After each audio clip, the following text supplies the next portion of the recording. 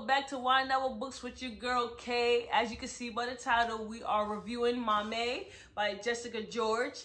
I enjoyed this read, so you know whenever I want you guys to read a book, I don't do any spoilers, so I'm not going to spoil it today. We're just going to briefly talk about the book, right? I hope everyone is doing well.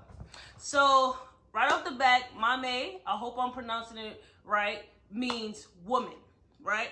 So we're gonna get into Maddie. Maddie is the main character. Maddie comes from a family structure in which she comes from a two-parent home, and her mom has been absent throughout her life. The mom resides in Ghana, and the father, she was primarily raised by the father, in which, you know, the father main focus was provided for the household. Maddie never received the love and support that she needed from her parents that a child should have. Maddie essentially grew up independent. She grew up doing everything for herself, cooking, cleaning, taking care of the household, all Maddie. No one supported her. She has an older brother, but the older brother basically is selfish, and he does what he wants. He left Maddie alone to go travel with some band, woo, and you know, he hasn't been the older brother that she needed. So as far as family support, Maddie never had that, right? Maddie also grew up in a household where she was unable to express herself. So because she's suppressing all these feelings, she's basically blowing up inside.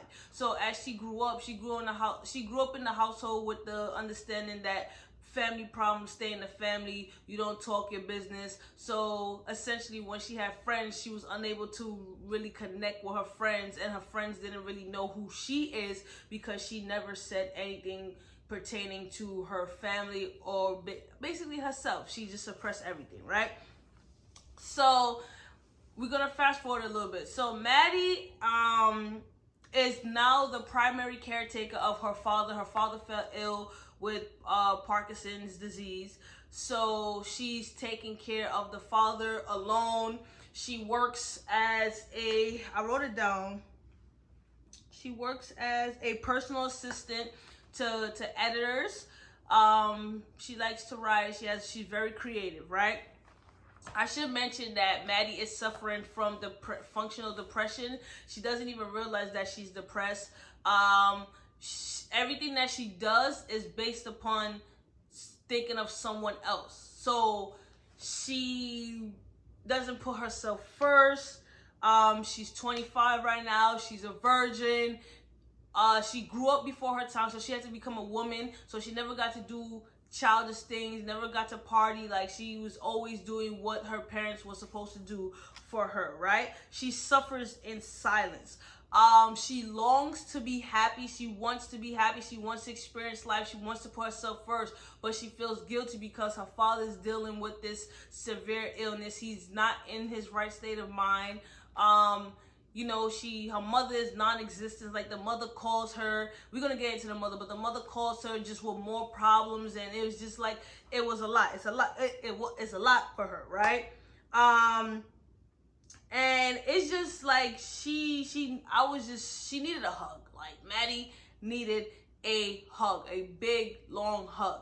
But I will say that as far as a support system, she did have two friends that was down to ride for her no matter what. But because she longs for that support and that love from her family, she's able to see the two people who's always been there for her, that's outside of her dynamic family structure, right? So the mother, let's get into the mother, right? So the mother, I hated the mother's character to a T. Like, I'm so sorry.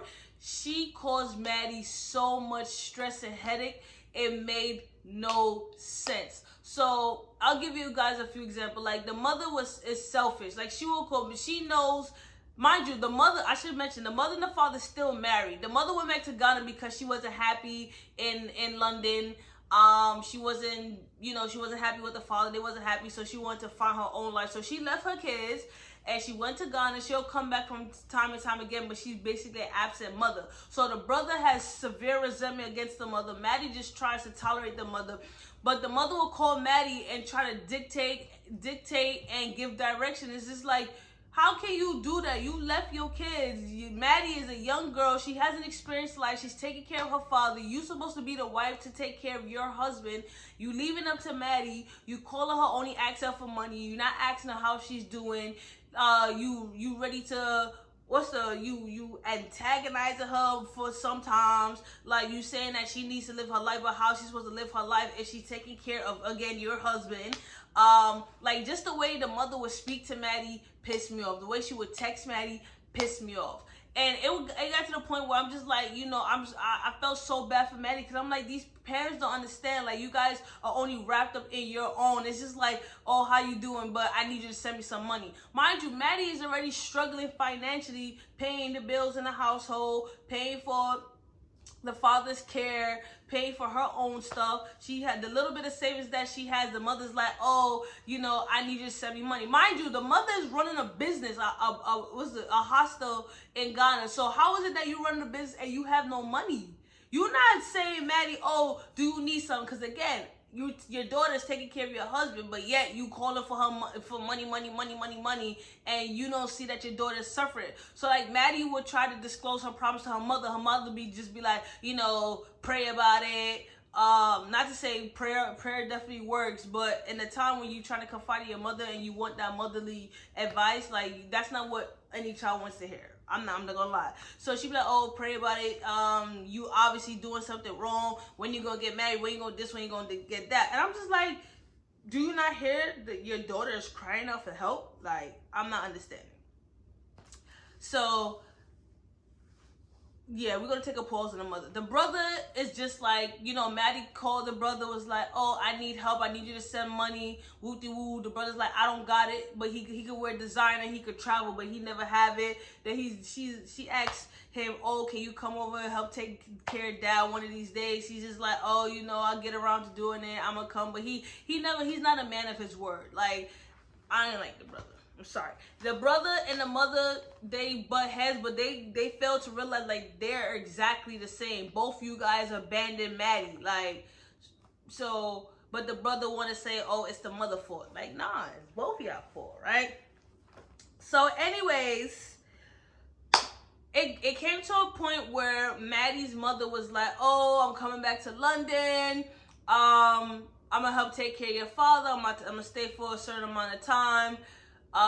Maybe you could move out and whoop you, right? So fast forward, Maddie moves out. She's now going to experience her life, right? So what I will say, Maddie's character is so naive. And when I mean naive, like, Maddie's character knows nothing. Like, she basically used Google for everything. Like, for example, how to kiss a boy. Does it hurt when you have sex for the first time? Should I go over to a dude's house on the first day? Like, she's that naive. But you couldn't blame her character. I enjoyed her character because, like, you have some characters that's naive, but that's never been sheltered. Her character was sheltered. She knows nothing. She's never had a childhood, a teenagehood. She's never gone out. She's never partied. So the night, oh my God, I can't even say the word. Yo, her being naive for her character was exactly right. Like, it fit her character. So when she was Googling stuff, I found it funny, because I'm like, first of all, we all Google stuff as a teenager. Like, no lie, like, what happens after you have sex? Like, we all Google a couple things sometimes. So I found it really funny, and I'm just like, it fits her character. And I'm just like, I couldn't blame her, because she had no knowledge of what to expect in this world. She's 25. She grew up ahead of her time, but her growing up ahead of her time is more so for responsibilities, not what's the word I'm looking for? Not as far as trying to enjoy life in that aspect. Like, she didn't have the opportunity to do so, right? So that's probably the one good thing that her mother did, was push her to really move out and come back to take care of the father, right? So we're gonna fast forward a little bit. during this time, you know, Maddie moves in with two white girls, and the white girls, you know, one of them exhibits so much microaggressions, it wasn't funny. Like, I didn't like the character. Like, I didn't like the character. But anyways, Maddie starts doing things. Like, for example, she's going out, she's interested in dating, etc., etc., right? So she's having her first drink. She's experiencing those little things, right? She's dressing differently, and she transitioned to a new job because she got fired from a job where it was her boss's fault, but she got fired because of the boss's mistake. That's a whole nother level, but I'm not gonna spoil it, right?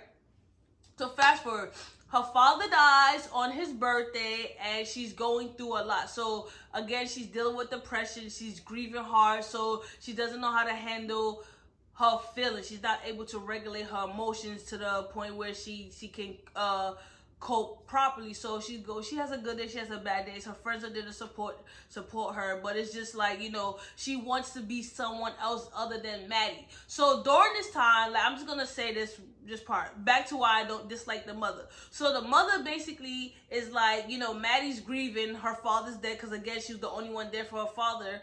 And the mother's like, I don't understand why you grieving so hard. Maddie's like, because my father just died. The mother's just like, you know, I understand that, but me and your brother don't have any money, so you're gonna have to pay for the funeral. The mother's texting Maddie. So in my head, I'm like, not only do you want Maddie to pay for the funeral, you're not trying to contribute, not saying you have no money, but the little bit of savings that she does have, you want her to use all her savings to bury her father. Like, no lie, I got so emotional during that part because I felt Maddie's pain. It's just like, you know, she's trying to cope. She's having a hard time, like, really putting into details that her father is dead, right? The mother and the brother still offers no help financially. She only has a little bit of savings. Now she has to use her savings because her mother and brother don't basically want to keep their money. And the mother's just like, you basically have to figure out, only me and your brother can only contribute, what was it, like $1,000, something like that, to the burial.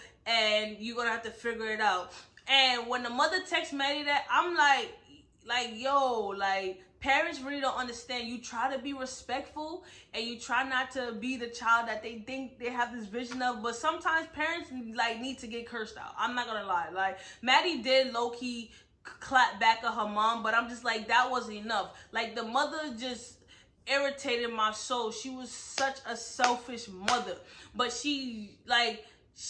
low-key, she acknowledged how she act towards Maddie, because she low-key went through the same thing with Maddie when she was younger. But my thing is, like, if you recognize that, why still do that to Maddie, right? Like, how your behavior and how you act towards your daughter, like, you don't show her no love. You're a user. That's what you are. You are a user. But she had the nerve to say, I love you, Maddie. I love you, Maddie. Like, no, you don't love me. Like, get out of here. Hated the mother's character. I really hate her. For a number of reasons, but if you read it, you'll see, right? So now, through everything that Maddie's going through, her father's dead, her mother, her family, like, she's had enough. She's ready to put her foot down. She's finding herself. So Maddie decides that she's gonna start dating, right? So I'm not gonna spoil this part. It just got to a point where she started dating, and of course, she didn't date a black king. She ended up dating a black. She didn't date a black king. She ended up going out and meeting a whole bunch of white dudes, right? And I just have to say this part. Every time I read a book from a UK, that's set in the UK, it's always these beautiful black queens' only option to date white men. Like, I don't understand. Like, I'm tired of reading about a black queen only dating prospects is white men. And it's not just white men, it's white men who have microaggressions, it's white men who have black fetishes, it's white men who dog out our black queens. Like, why is it that there's only white men who are our black queens prospects? Like, where are the black queens in this in these UK books? I'm sorry. Like, every book that I've read is a white man that's, again, centered in the UK, dogging out a black queen. Like, I just don't understand. Like, honestly speaking, I'm fed up about reading about our black queens getting done dirty by a white man. I don't know who I need to ask this question to. I don't know why it's always like that, but I need the answers. I need their answers because I'm tired.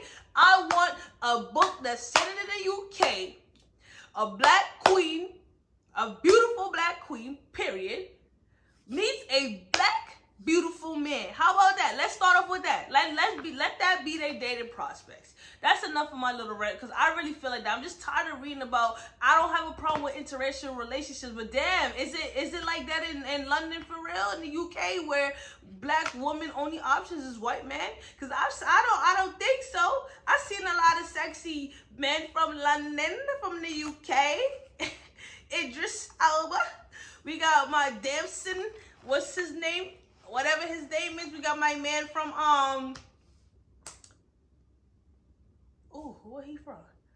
BMF. Like, we got a whole bunch of dudes from the UK. So what's up? Like, why is the only white man? That's just my little rant for today. Anyway, so yeah, she was getting dogged out by these white men in the book, which was pissing me off. And it was just like, I personally don't like to read about that. I'm sorry. Like, it strikes a nerve in me for me to read about our black queens getting done dirty. Like, I don't understand what it is about. But yeah. But she ends up finding herself, like, not truly, but she ends up finding, like, her boundaries. It got to a point where she had to go to therapy, and then in therapy, I shout out to the author because the therapy sessions were A1, right? Coming from a social worker, the therapy sessions was A1. I was like, go off. But no. So in the therapy session, the therapist also was from Ghana, so she understand the what Maddie was going through, and she understand the problems. Well, I don't want to say she did understand the problems that Maddie had with the word Maame, and why Maddie no longer wanted to be called Maame, because she's just like, I'm being called this and I'm growing up before my time, and it really hindered me. It really caused problems within my life. And I just don't want to be called that. She had, at one point, Maddie had yelled at her mother, like, stop calling me that. Like, you want to call me that, but I don't want to be called that, because look at me now. I'm struggling. So the therapist helped her unpack the word Maame. She helped Maddie work through that, and it got to a point where Maddie was able to realize, like, the word is not only hindering her, but it provides her with the strength that she needs, that she developed through life. So, you may have your love-hate relationship with the word, but ultimately your view of it has changed and shaped you to who you want to become. You understand? It shaped you to understand who you don't want to be in life. So it was the therapy verbatim in the dialogue. It was beautiful to see Maddie really understanding, like, she's going through depression, what is impacting her the mother, her relationship with the father, that she really does have a support system with her friends. She's expecting something from her family that she's not going to receive, and she needs to acknowledge the people that's there for her. So that was beautiful to read about, and it's true. That is a message for all of us. Especially when you come from a toxic or a dysfunctional family structure, and ultimately the love that you want to pull out from your either your parents, your aunt, your brother, whatever, that you're deserving of, but you're not getting. Half the time we miss the point, and we miss the people that's right in front of us, who's there to support us. Although they're not our biological family, they're the family that's there for us, and I'm guilty of that too. So recognizing that, although you want your family to be something, especially when it comes to your parents, acknowledge that sometimes they're not going to change. Sometimes they're already grounded in who they are, so you need to acknowledge who's in your corner already. Because half the time we want something from our parents that we know we're never going to get unless our parents acknowledge and take accountability for how they have affected our lives. That's just a word for today, right? So what else did I write here that I wanted to talk about? Again, I want to say her support system was A1. Like, her friends was some real ones, and they had patience with her. They was there for her time and time, day and day when her father died. They really helped her navigate, her newfound risk that she wanted to take in exploring herself. I didn't like, her losing her virginity scene. Maddie was very misunderstood, but again, that's because she was naive. She let a lot of stuff slide. Again, that was because she was naive. So I didn't hold it against her. I really enjoyed her character because it really shows like, although you may be of age, you are not that age, if that makes sense, right? So I really enjoyed the writing style. I enjoyed Maddie's character development. I still hated the mom. The brother, I didn't like the brother's character, but he took time to acknowledge when Maddie confronted him about, you know, him being absent as well. Like, he took time to acknowledge that he wanted to do better, right? The mother was a hypocrite, and you know, instead of her being honest with her children, she hid a lot, right? And I didn't like the fact that, and a lot of parents do that, they hide behind God. Like, to hide their fears and faults, they hide behind God. Like, God this, God that. At the end of the day, just like, I don't know about anybody else, but God may be the head of my life. But at the same time, for parents, don't use that as a shield to confront your faults and confront your parenting, right? Confront your lies. Because at the same time, her mother was dealing with like the same thing Maddie went through, and her mother knew what she was doing, but it was just like, you know, if I put God and I talk about God, like it shields me from my wrongdoings, and I didn't like that. Like, take some accountability. And then even with her, like her gaslighting and taking it's like she didn't. I don't want to say she took accountability. Like she recognized her faults, but she was still patronizing at the same time. So it's just like it didn't seem genuine. Like the mother just never seemed genuine. I didn't really feel bad for the mother. Like when she was disclosing certain things, I was just like, you know, I don't feel bad because if you know you went through something similar, why would you invoke the same pain onto your child? Like, how does it make sense? But again, it does make sense in a way, because if a parent doesn't heal their inner child and work through their problems, it's bound to pass the generation. So it makes sense in that aspect. If you don't have a good coping skills, and you haven't really done the work to work on yourself and to acknowledge, you know, that your pain is going to pass to your children. And parents need to realize, I think people in general need to realize that when you go to have children, children that's planned, make sure you do the work to heal yourself. Like, heal yourself first. Any faults, you're not going to be a perfect parent, but try to work on yourself first so that you don't pass those things down to your children. Some things are inevitable, but work on yourself. You know, acknowledge, you know, heal your inner child. Whatever problem that you have, try to work through it before you have children so you don't hurt your child in the process. But all in all, the book was good. It was engaging. It's a very quick read. I do like the books from the UK because a lot of the books center around families who have migrated from African countries. So I love reading about the culture. Let me see. Yeah, Maddie was just cool. She was a cool vibe. She was a little naive, but it was a good naive, not a bad naive. Not like naive like with Queenie. If you read the book Queenie was, come on now. Yeah, Queenie was too much. But anyways, if you read this book, drop it in the comments. Let me know. I'm not sure what the next book review is gonna be. I have no idea. But anyways, I hope everyone is doing good. Thank you for the continuous support. Reach out to your girl. Your girl is out.